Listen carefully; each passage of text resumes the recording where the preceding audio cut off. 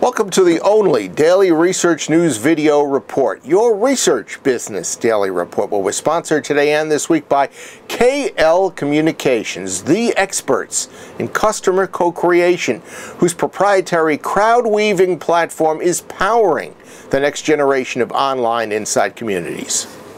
Edison Research Vice President of Strategy Tom Webster voiced some thoughtful comments about infographics while he was appearing on Marketing Smarts, a podcast put out by marketing profs. Quote, "Every infographics I've seen suffers from 2 or 3 fatal flaws," Webster said. "They normally don't list the source of their data or how the data was collected, which is what I care about so I can put things into context."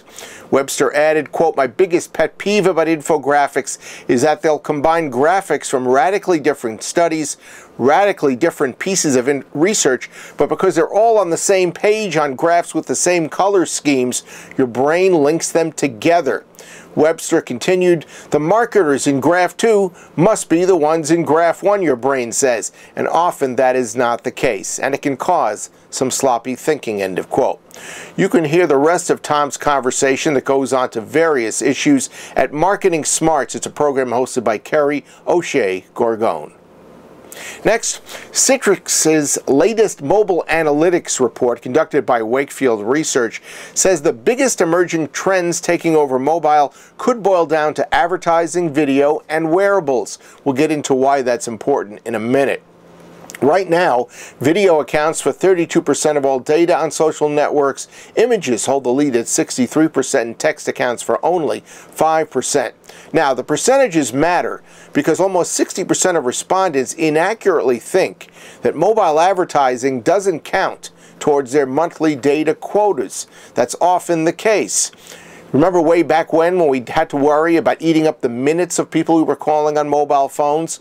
Well, now there's something else we need to be concerned about, and that consumers will soon be learning about. In RBDR News Notes, GfK awarded CEO Matthias Hartmann with a new 5-year extension. The University of Sherbrooke in Quebec awarded an honorary doctorate to University of Toronto Professor Geoffrey Hinton, whose research was instrumental in creation of smartphone speech recognition capabilities.